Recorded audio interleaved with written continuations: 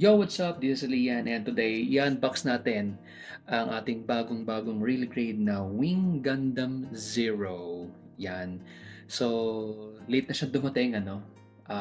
Well, na-order ko na siya noong 2025. Tapos ngayon na siya dumating. Pero sabi ko nga, mabuti ng late than never. So, happy ako na na-receive na natin yung ating kit. So, bago natin siyang unbox, check muna natin kung ano yung itsura ng kanyang actual box. So, sa harapan, so ito sa kanyang left side, yun yung kanyang up close shot sa head ng Wing Gundam Zero. Sa kanyang right side, yung full body shot, and dito naman sa taas yung kanyang bird mode. Ang ganda ng kanyang box. Pero typical naman yan na design ng mga real grade na ganito yung kanyang form or yung setup ng kanyang front box. So, hindi na tayo bago dyan. Sa bottom naman, yun, madami siyang details. Nandyan yung mga gimmick nung Wing Zero, kanyang bird mode, kanyang transformation sa kanyang legs, yung kanyang booster pack sa likod, yan. Tapos yung mga iba pang gimmick ng kanyang wing, binders, thrusters, ayan, nandyan. Kanyang mga articulation, ganda ng kanyang range of motion. Other gimmick sa kanya, yung kanyang heat vent. Parang lumabas yan nung naglaban sila nung Epyon. Nag-overheat sila, kung tama yung pagkakalala ko. So, lalagay ko na lang dito sa screen yung eksena na yon or yung scene na yon para mayroon tayong reference.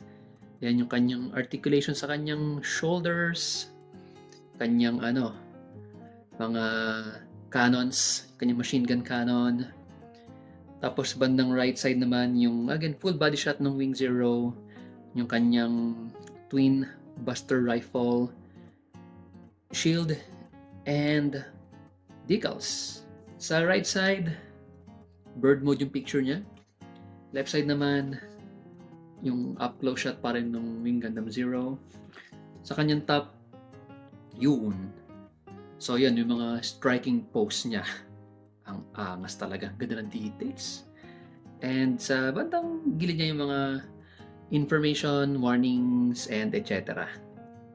Ayan. So matagal ko na talagang inaabangan tong kit na to and luckily nakuha natin siya. So let's go. Check natin kung yung contents niya sa loob. Okay. So ito yung ating unang set of runners.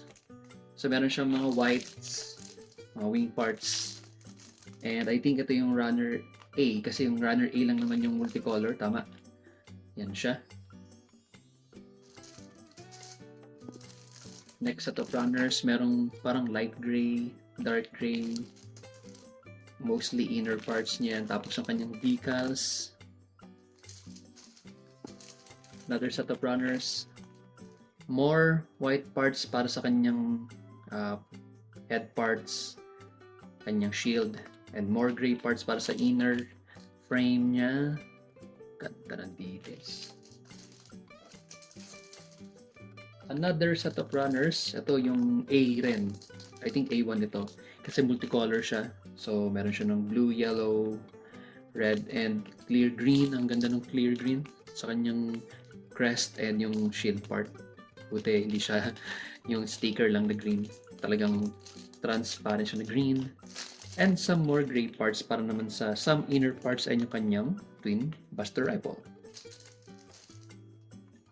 For documentation ito, paborito kong part talaga lagi yung ating manual or yung ating instruction guide para ma-assemble yung kit. Sa likod yung kanyang color decals and syempre yung kanyang instruction paano siya buuin. At meron siyang last part of documentation. I'm not sure kung para saan to, builder's note, yun, so other promotional information ng Bandai. Okay, goods. So yan, wala naman na sa box natin.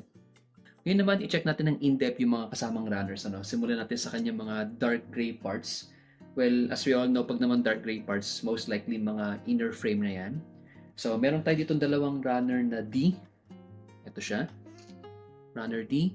Para siyang mix ng mga wing parts, kasi ito dahil sa frame ng parts ng wing niya, leg parts, and so on. So yan, dalawang runner D. Some other gray parts naman is runner letter E. So may mga shield parts dyan, hand, yung mga hands niya, ayun.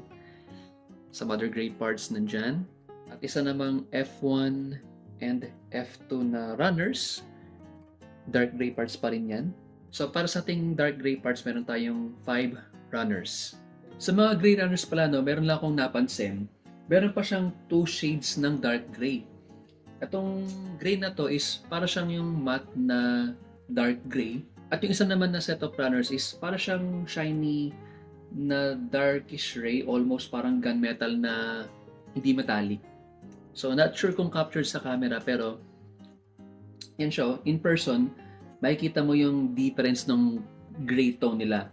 Para naman sa ating mga white na runners or mga white parts, meron tayong 3 runners dyan.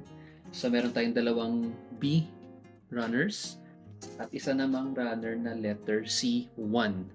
So for the white runners, meron tayong total of 3 runners naman.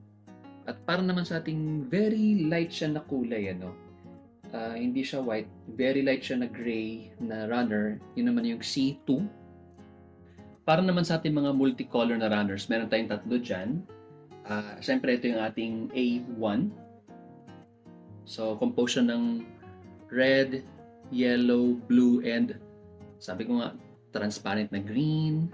Yun, Sunod naman is maliit lang na A2. Yun, part ng wings, feet, saka yung yellow part sa accent niya. And ang maganda niyan, ito, yung kanyang lalagyan yung green na orb sa gitna, hindi siya gray lang, nakakulay na siya ng silver. Since kulay silver siya, mas lulutang yung pagka clear green, pag nasislawan ng liwanag.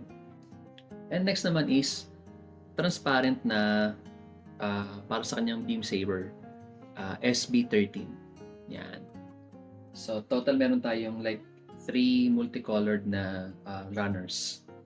Siyempre, titignan din natin yung mga kasama niyang decals. So, yan ang maganda talaga sa real grade, Busog na busog ka sa decals. Nandyan yung mga parang warning signs, mga label, katakot-takot na mga chrome accent, at yung shiny green decals naman para sa kanyang mga eyes and mga sensors.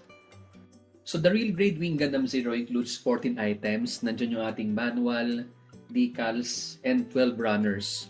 As we all know naman na kapag real grade is talagang sulit yan kasi details panalo, number ng parts and gimmicks panalong-panalo. So I think mag-enjoy ako na buuin tong kit na to. So bibidyoan natin yung pag-assemble natin sa kanya and yung ating review. So watch out kayo dun sa ating review na yon. And so yun lang naman. Sa mga ngayon pala nakapanood at nagustuhan nyo ating video, you can like the video, share, leave your comments down below, subscribe, and as always, stay chill!